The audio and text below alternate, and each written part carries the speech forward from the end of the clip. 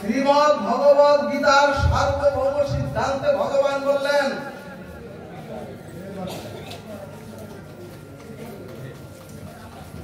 মৃত্যু সংসার সাগর,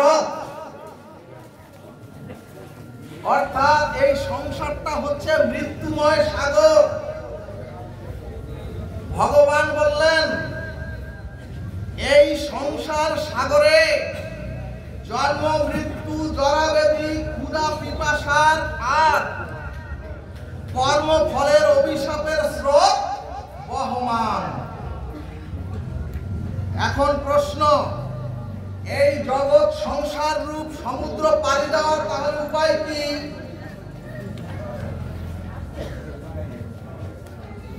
এখানে ভাগবত বললেন নান্য পরব, অর্থাৎ এই জগতে যত বড় সাঁতারু হোক, এই অনন্ত মহাসাগর তো সেই মহাসাঁতারু হলেও তার দ্বারা পাড়ি দেওয়া সম্ভব নয়।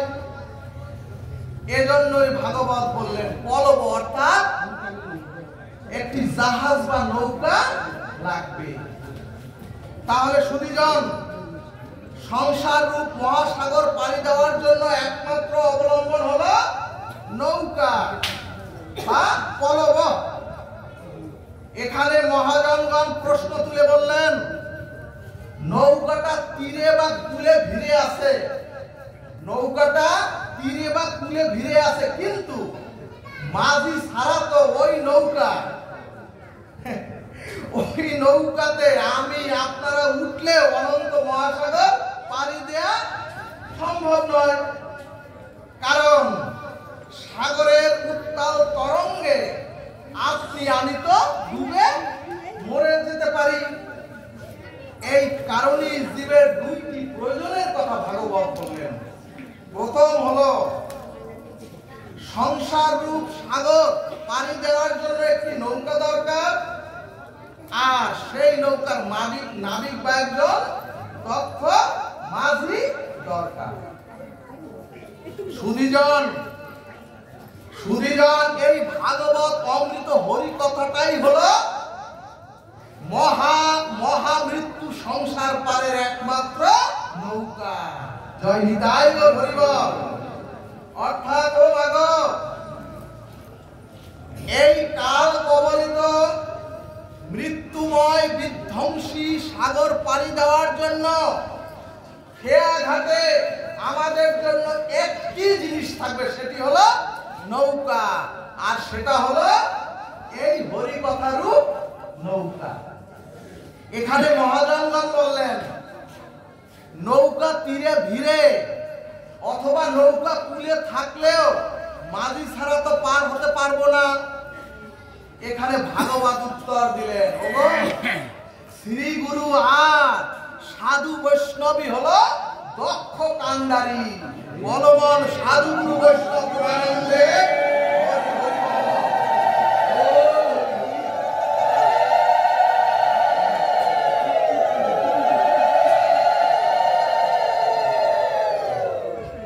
সুধীজন শাস্ত্র বললেন, গুরু বৈষ্ণব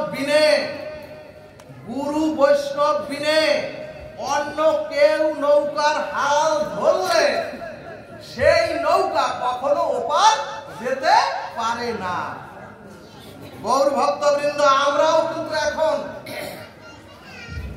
আমরা সকলেই কিন্তু এখন হরি নাম রূপ লীলা কথার নৌকায় উঠেছি। আমরাও কিন্তু মৃত্যুময় সংসার হতে ভবসাগর পাড়ি দেওয়ার জন্য আমরা সকলে এখন হরি কথার নৌকায় উঠেছি। কিন্তু সুধীজন, এখানে ভাগবত বললেন, তীরে নৌকা ভিড়ে থাকলেও তীরে নৌকাটা ভিড়ে থাকলেও তোমরা যদি দূরে দাঁড়িয়ে চিৎকার করে বলতে থাকো, হে নৌকা তুমি পার করে দাও, চিৎকার করে যদি দূরে দাঁড়িয়ে থাকে বলেন, হে নৌকা আমাকে ভবসাগর পার করে দাও, তখন নৌকা বলবে, তুমি আমাকে আশ্রয় না করলে, তোমরা আমাকে আশ্রয় না করলে আমি কিভাবে তোমাকে ওপারে নিয়ে যাব। সুধীজন, আমাদের মধ্যেও কিছু জ্ঞান পাপী আছেন যারা সাধুর সঙ্গে হরিকথাকে একেবারে এড়িয়ে চলেন। কিন্তু নৌকা বলছে, আমাকে আশ্রয় না করে তোমরা যদি কোটি জন্ম কালো দূরে দাঁড়িয়ে থেকে চিৎকার করতে থাকো, তোমরা পার হতে পারবে না। এজন্যই ভাগবত বললেন, হে মৃত্যুকুলের যাত্রী, হে ভব সংসারের জন্ম মৃত্যুর অভিশাপের যাত্রী, তোমরা যদি অনন্ত ভবসাগর তোমরা যদি পার হতে চাও, তোমরাও দূর থেকে পার করো বলিও না। তোমরাও হরিকথা রূপ লীলার এই নৌকায় তোমরা উঠে আশ্রয় নাও, তবেই নৌকা বলবে হ্যাঁ তোমাকে পার করে দেব। এরপরে ভাগবত বললেন, ওগো তোমরা জানো না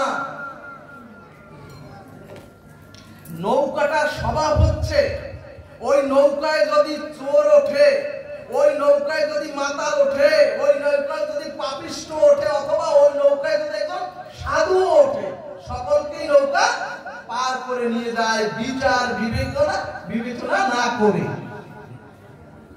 সে যদি চোর মহাস্খলিত হয়, সে যদি দস্যু পাপিষ্ঠ হয়, অথবা সে যদি সাধু হয়, নৌকা বলছে আমি নৌকা চোর পাপী সাধু বিচার না করে সকলকেই ভবসাগর পার করে দেই।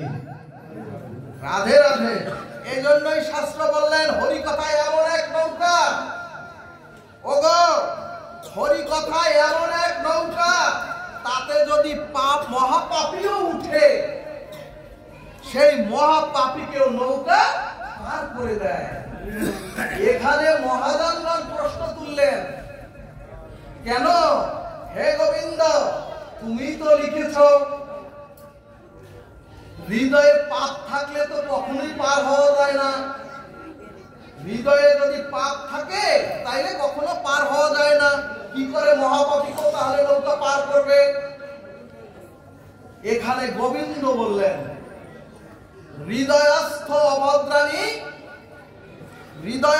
অভদ্রাণী বিধৌনতি সুহৃদ শতাম।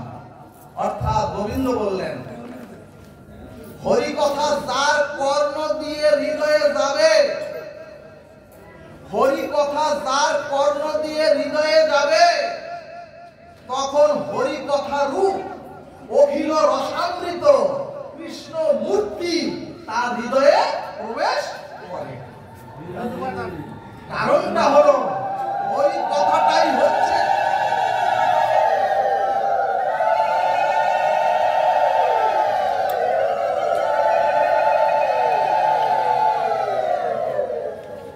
সুধীজন, হরি কথাটাই হচ্ছে অক্ষরূপ কৃষ্ণ। যেমন মাগ মৎস্যরূপ ভগবান, যেমন বাবা কুর্মরূপ ভগবান, যেমন বরাহরূপ ভগবান, সেরকম নৃসিংহরূপ ভগবান, ঠিক তেমনি হরিকথার অক্ষর রূপ এই কৃষ্ণ এখন আপনাদের হৃদয়ে প্রত্যেকে প্রবেশ করছে। অনন্ত জন্মের স্খলন ঝাড়ু দিয়ে গোবিন্দ নিজে পরিষ্কার করে দিচ্ছেন। তাহলে ভক্তগণ, অনন্ত সাগর পারাপারের নৌকা পেলাম, গোবিন্দের নাম রূপ নৌকা, আর দক্ষ কান্ডারি পেলাম শ্রীগুরু আর শুদ্ধ বৈষ্ণব। এখন প্রশ্ন, নৌকা পেয়ে আশ্রয় নিলাম, আর শ্রীগুরু বৈষ্ণবের চরণ ধুলির এই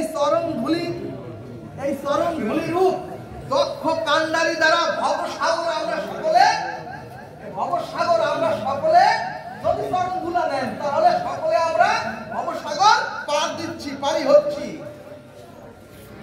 সুধীজন, কিন্তু মাঝখানে তো স্রোতস্বিনী নদীতে সাইক্লোন বা ঝড় উঠে, নৌকা থাকলেও দক্ষ নাবিক থাকলেও মাঝে মধ্যে নৌকাকে ডুবিয়ে দেয়। এখন প্রশ্ন, ভবসাগরে এই ঝড় বা সাইক্লোনটা কি? ভাগবত বললেন, আমরাও তো সুধীজন বহুদিন থেকে দীক্ষা শিক্ষা নিয়ে হরিকথার হরিনামকে আশ্রয় করেছি, কিন্তু দেখবেন আমার মতো আপনাদেরও মাঝে মাঝে কাম ক্রোধের ঝড়ে ভক্তগণ। তখন গোবিন্দ বললেন, ওগো, আমি যদি ওই ভবসাগর রূপ ওই সাগরটাকে শুকিয়ে দেই, শুকিয়ে গোষ্পদ করে দেই, রাধে রাধে, তাহলে তো তোমাদের পার হওয়ার সময় আর ডুবে মরার কোনো ভয় থাকবে না। সুধীজন, গোবিন্দ বললেন, শব্দ অক্ষর রূপ হরিকথা যাদের প্রিয় হয়, এই হরিকথা যাদের প্রাণ হয়, আমি ভগবান সেই ভক্তের সংসার সাগরে কামনা বাসনা রূপ কাম ক্রোধের জলটাকে শুকিয়ে দিয়ে সেই সমুদ্রে চর ফেলিয়ে ওই ভক্তকে অনায়াসেই ভবসাগর পার করে দেয়। এরপরে ভাগবতের সিদ্ধান্ত বললেন, সময় তো কম, এই জন্য দ্রুত যাচ্ছে। এরপরে ভাগবতের সিদ্ধান্ত বললেন, ওগো, তোমরা যদি অনন্ত জন্মের কাম কামনার দ্বারা স্খলিত পাপিষ্ঠ হও, সুখদেব গোস্বামী তার অমর বাণীতে বললেন, কোন জীব যখন সাধু মুখে মহতের কৃপা লাভ করে শাস্ত্র বাণীর মর্মার্থ সাধু মুখে শ্রবণ করে উপলব্ধি করতে পারে, সাধু সঙ্গের মহতের কৃপায় শাস্ত্র বাণীর দিব্য আলোকে যখন জীব নিরন্তর হরে কৃষ্ণ মহামন্ত্র নিতে থাকে জিহ্বার সাথে, ভাগবত বললেন, এই হরিকথা আর হরিনাম জীবের কর্ণ দিয়ে যত হৃদয়ে প্রবেশ করে, তখন জীবের অনন্ত জন্মের পাপের বীজ, পাপের মূলগুলিও হরিকথা আর হরিনামের দ্বারা বিনষ্ট হয়ে যায়। বড় রাধা কৃষ্ণ প্রীতি প্রেমানন্দে হরি হরি বল।